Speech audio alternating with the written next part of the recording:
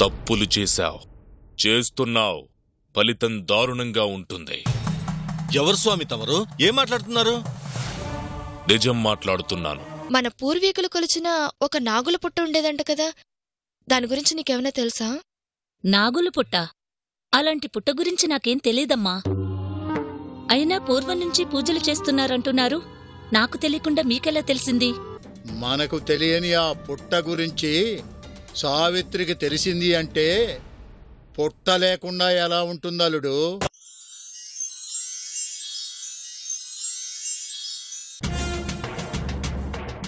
ఈ సంస్థానం పూర్వీకుల నుంచి మీ అక్క బావ వరకు ఆ నాగదేవతను పూజించేవాళ్లు.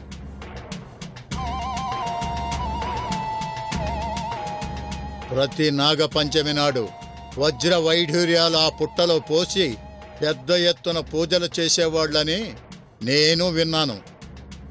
జనం మర్చిపోయిన ఆ పుట్ట గురించి సావిత్రి ఇప్పుడు ఎందుకు అడుగుతోంది? ఆ పుట్ట గురించి తెలుసుకోవటం వలన వాళ్లకు ఉపయోగం ఉందో లేదో కాని ఆ పుట్ట గురించి తెలిస్తే అందులో కోట్ల విలువ చేసే వజ్ర వైఢూర్యాలు మనకు దొరుకుతాయి.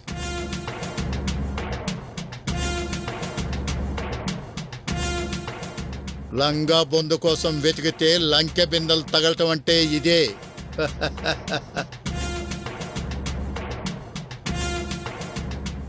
ఆ ఆస్తి ముందు ఈ ఆస్తి చాలా తక్కువ అల్లుడు. ఏంటి మహోను చెప్పేది? నిజం అల్లుడు. ఈ వంశీకులు కొన్ని తరాలుగా పుట్టను కొలిచారు. అంటే ఆ పుట్టలో ఎన్ని విలువైన రత్నాల రాసులు ఉండుంటాయి. అది పుట్ట కాదలుడు, వజ్ర వైఢూర్యాలతో నిండిన తేనె పట్టు. అంత లోతుగా ఈ వంశ పుట్టు పూర్వత్రాల గురించి చెబుతున్నాడు అంటే ఆ స్వామీజీ ఎవరో సామాన్యుడు కాడు. మరి ఆ పుట్ట ఎక్కడున్నట్టు? నేను వినటమే కాని అది ఎక్కడుందో నాకు తెలియదల్లుడు. మరి ఆ పుట్ట గురించి, అందులో ఉన్న నిధి గురించి తెలిసేదెలా? ఈ సంస్థానానికి చాలా దగ్గరగా ఉన్న వాళ్ళకు తప్ప మరొకరికి తెలిసే అవకాశం లేదు. అంత దగ్గర వాళ్ళు ఎవరున్నారు? కోరిక అవసరమైనప్పుడల్లా కరివేపాకు కోసుకున్నట్టు అడ్డం అనుకున్న వాళ్ళందర్నీ నరుక్కుంటూ పోయాం. ఇప్పుడు అంత దగ్గర వాళ్ళు ఎవరు మిగిలారు? ఆలోచించు మావా, బాగా ఆలోచించు. పుట్ట మట్టిలో కోట్ల రూపాయల ఆస్తి మట్టి కొట్టుకుపోతుంటుంది. ఆలోచించు మావా, బాగా ఆలోచించు. ఆలోచించు మావా.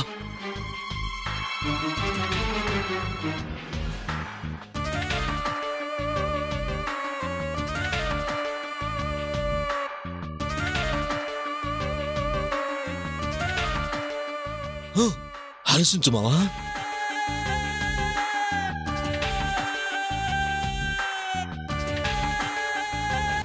ఆ పుట్ట గురించి తెలిసిన ఒకే ఒక్క మనిషి ఉంది.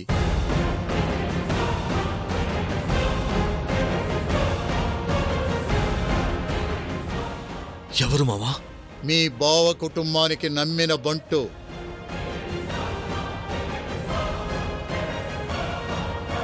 వారసుణ్ణి లేపేయమని పంపిస్తే పెంచి పెద్ద చేసిందే అది.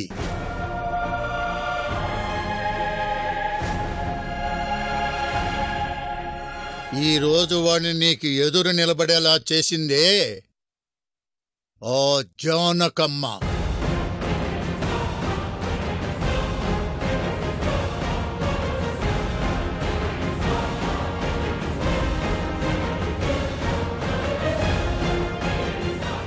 దాన్ని పట్టుకోగలిగితే ఆ పుట్ట ఎక్కడుందో తెలుస్తుంది. కాని దాని గురించి చెప్పగల వాళ్ళెవరున్నారు? ఎవరు ఎందుకు మావా? అల్లుడున్నాడుగా. మెల్లగా అల్లుడి దగ్గర ఆరాధిస్తే ఆ జానకమ్మ గురించి తెలిసిపోద్ది.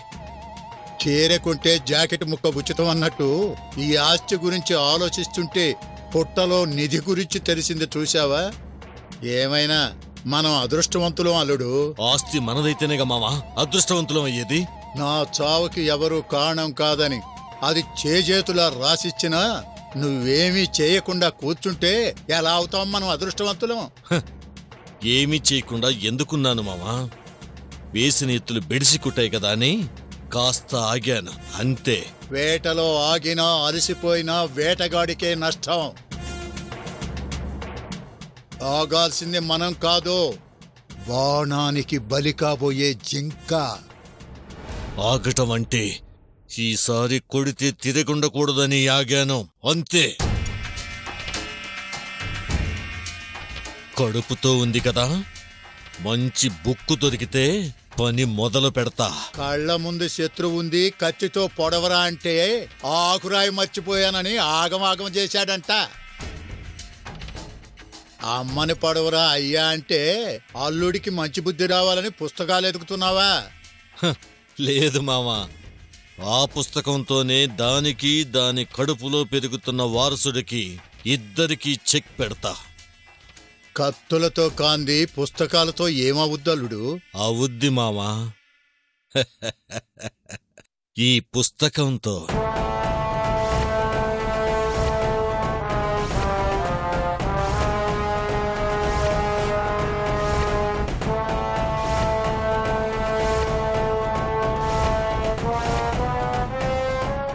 ఇది పుస్తకం కాదు, దాని ప్రాణాలు తీసే యమపాశం. ఈ పుస్తకంతో ప్రాణం తీయటమేందల్లుడు? ఈ పుస్తకంలో కొన్ని పేజీలకి చివర సైనిడ్ రాస్తానా. పేజీ తిప్పాలి అన్నప్పుడల్లా అలవాటు ప్రకారం నాలుకకు వేలు తడిపి పేపర్ తిప్పుతుంది. అలా పేజీలు తిరిగే కొద్దీ సైలెంట్గా అది చావుకు దగ్గరవుతుంది. ఎందుకు చస్తుందో దానికి తెలియకుండా, ఎలా చచ్చిందో జనానికి తెలియకుండా చాలా కామ్గా పని పూర్తయిపోతుంది. ఎందుకొచ్చావురా అంటే ఈత నేర్చుకుందామని గుళ్ళకమ్మ ఈదుకుంటూ వచ్చానన్నాడంట. అట్టనే ఏమీ తెలియనట్టు ఏమి చేద్దాం మామ అంటూనే చాలా తెలివైన ఎత్తులు వేస్తున్నావు కదలుడు. చెరువులో చేపకి ఈత నేర్పాలా మామా? అలాగే నీ పక్కన తిరుగుతూ ఈ మాత్రం ఎత్తు లేకపోతే ఎలా చెప్పు?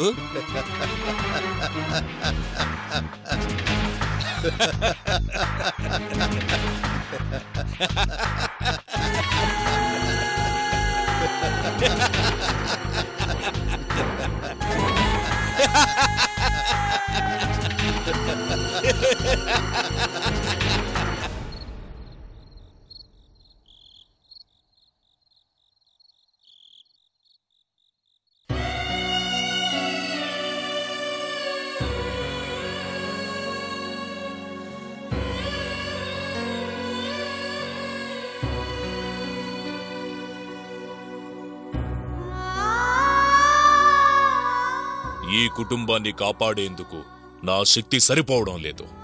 దోష ప్రభావం ఉచ్చస్థితికి చేరుతోంది. ఆ శక్తుల్ని శాంతింపజేయాలి అంటే నీ భర్తతో పూజ జరిపించాలి తల్లి. ఆలస్యం అయ్యే కొద్దీ ఆ శక్తులకు బలికాక తప్పదు.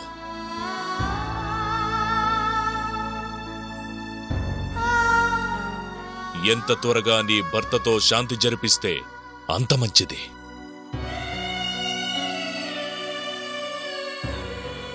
లేదంటే ప్రమాదం తప్పదు తల్లి. ఆ ప్రమాదం తల్లికి బిడ్డకి ఇద్దరికి. కాలభైరవునికి అభిషేకించిన ఈ కుంకుమని ఆ పుట్టలో వేయించి నీ భర్తతో పూజ చేయించు.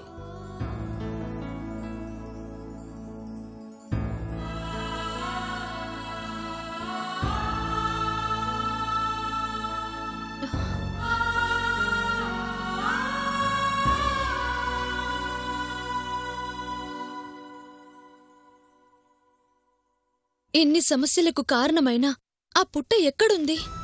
ఇంతగా ప్రయత్నిస్తున్నా ఎవరికీ తెలియడం లేదంటే ఆ పుట్ట గురించి తెలిసేదెలా? తొలిచేసిన ఆ పుట్ట గురించి చెప్పగలిగేది ఎవరు? మమ్మల్ని ఈ గండంలోంచి బయట పడేసేది ఎవరు?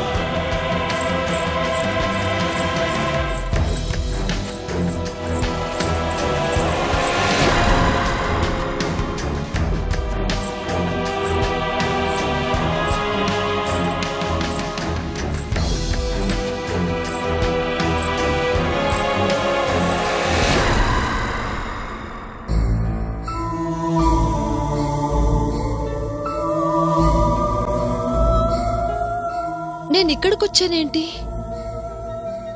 ఈ గజ్జల శబ్దం ఇక్కడికొచ్చి ఆగిపోయిందేంటి? అసలు ఈ శబ్దం ఏంటి? ఎందుకిలా వినిపిస్తోంది? నన్నెందుకు ఇక్కడి వరకు తీసుకొచ్చింది?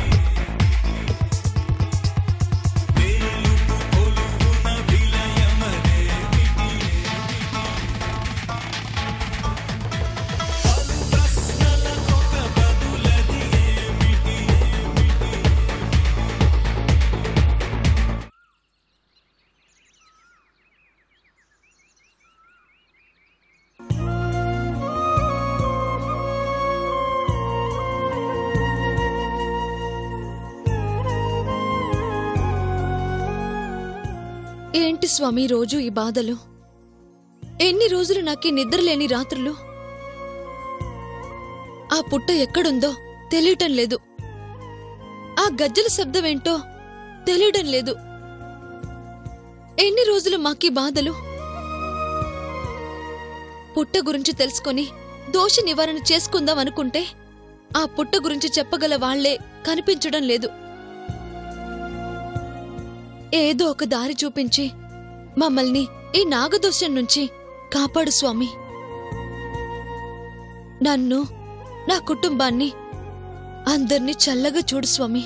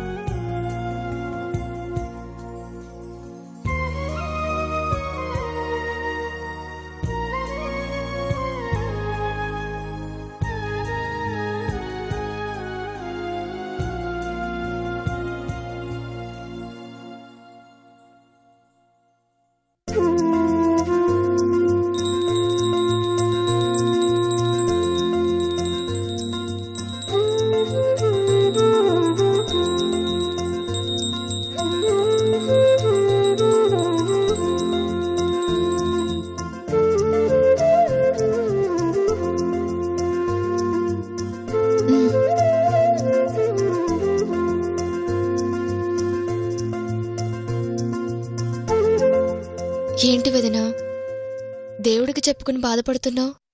ఇంకే ఉంటుంది. ఈ నాగదోషం నుంచి మన కుటుంబాన్ని కాపాడమని దండం పెట్టుకుంటున్నాను. దోష నివారణ చెయ్యాలంటే ఆ పుట్ట గురించి తెలియాలి కదా. స్వామీజీ చేసే ప్రయత్నాలు ఫలించటం లేదు. మరెలా తెలుసుకోవాలో దారి తెలియటం లేదు. ఏం చేయాలో అర్థం కాని పరిస్థితి అయిపోయింది.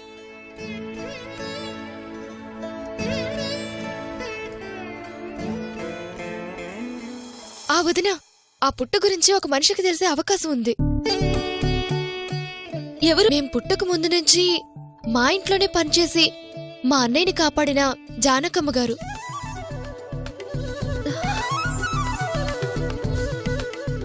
ఆమెకు పుట్ట గురించి ఖచ్చితంగా తెలిసే ఉంటుంది వదిన. నిజమే నందిని, నిజంగా నాకు ఆ ఆలోచనే రాలేదు. అన్నీ తెలిసిన మనిషిని చేతిలో ఉంచుకుని ఏం చెయ్యాలా అని బుర్ర పాడు చేసుకున్నాం. థ్యాంక్స్ నందిని, టైంకి జానకమ్మ గారిని గుర్తు చేశావు. ఆలోచిస్తుంటే ఎందుకో టక్మని గుర్తొచ్చింది. భగవంతుడా, ఏం చెయ్యాలో దిక్కుతోచని స్థితిలో దండం పెట్టుకున్నందుకు ఇలా దారి చూపించావా తండ్రి. నందిని, త్వరగా వెళ్లి బామ్మగారిని కలుద్దాం పద. బామ్మగాని ఆ పుట్ట గురించి చెప్పగలిగితే మన కుటుంబం ఈ గండంలోంచి బయటపడినట్లే. తప్పకుండా తెలిసే ఉంటుంది వదిన. వెళ్దాం వదిన.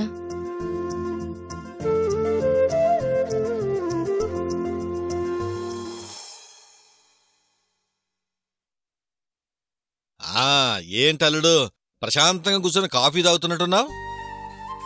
గట్టున నిలబడి చూస్తే నది కూడా ప్రశాంతంగానే కనిపిస్తుంది. దిగి చూస్తే కదా కడుపులో కల్లోలం గురించి తెలిసేది. ఏంటో అల్లుడు, అందర్నీ ఒక చోట చేర్చి మీ అందరూ సంతోషంగా ఉంటే చూడాలనుకున్నాను. అందరం అయిన వాళ్ళమే, అయినా ఎవరి బాధలు వాళ్ళవి. ఏంటల్లుడు ఇది? ఎప్పుడు అందరం సంతోషంగా ఉండేది? కొంతమంది మన జీవితాల్లోకి సంతోషాన్ని తెస్తారు అనుకుంటాం. ఉన్నది కూడా తీసుకెళ్లిపోతారని పోయాకే తెలుస్తుంది. నీ బాధ నాకు అర్థమవుతుందల్లుడు, కానీ ఏం చేయలేకపోతున్నాను. మేమైనా వాళ్ళం కలవక ముందు ఒంటరిగానైనా ఆ జానకమ్మ వాళ్ళ దగ్గర సంతోషంగా ఉండుంటావు. నిజమే మావయ్య, దేని గురించి దిగులు లేదు, ఎవరి గురించి ఆలోచన లేదు. బాధంటే తెలియకుండా బతికేశాను. బంధాలు మొదలయ్యాకే ఈ బాధలు పరిచయం అయ్యాయి. ఏదో ఆ జానకమ్మ పుణ్యమా అని నువ్వు మళ్ళీ మాకు దక్కావు. లేదంటే నా దుర్మార్గానికి ఎప్పుడో బలైపోయాడు వల్లుడు. అలా పోయినా బావుండేదేమో మావయ్య. ఈరోజు నాకు ఈ బాధలు ఉండేవి కాదు. చచ్చా, ఏంటల్లుడు ఆ మాటలు? నీ బాధలన్నీ త్వరలో తీరిపోతాయిగా. నీదేంటి, అందరి బాధలు తీర్చడానికి నేనున్నానుగా.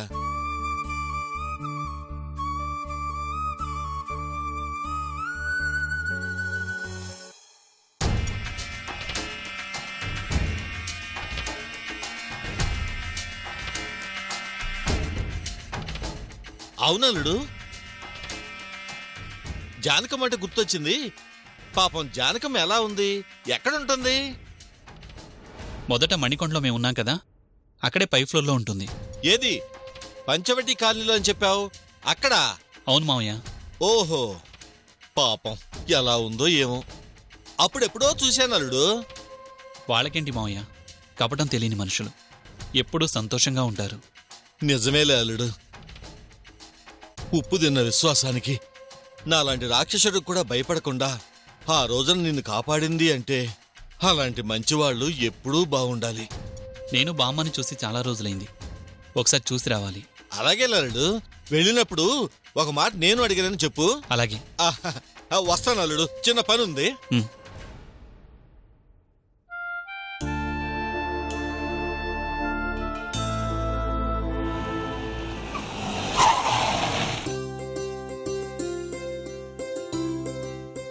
ఇదిగో బాబు.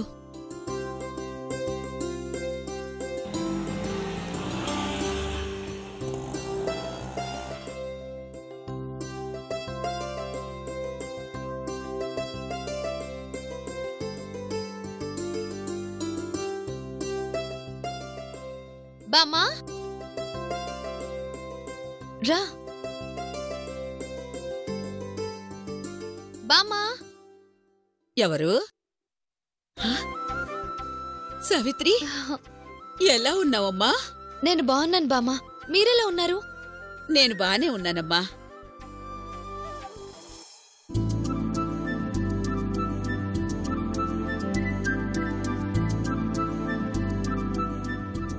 ఎవరి అమ్మాయి? ఎవరు చెప్పండి.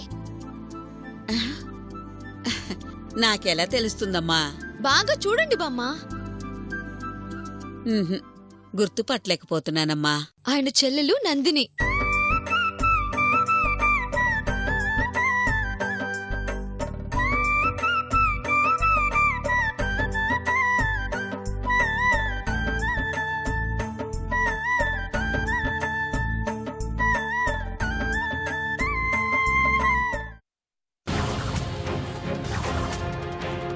జానకమ్మా, ఎవరు?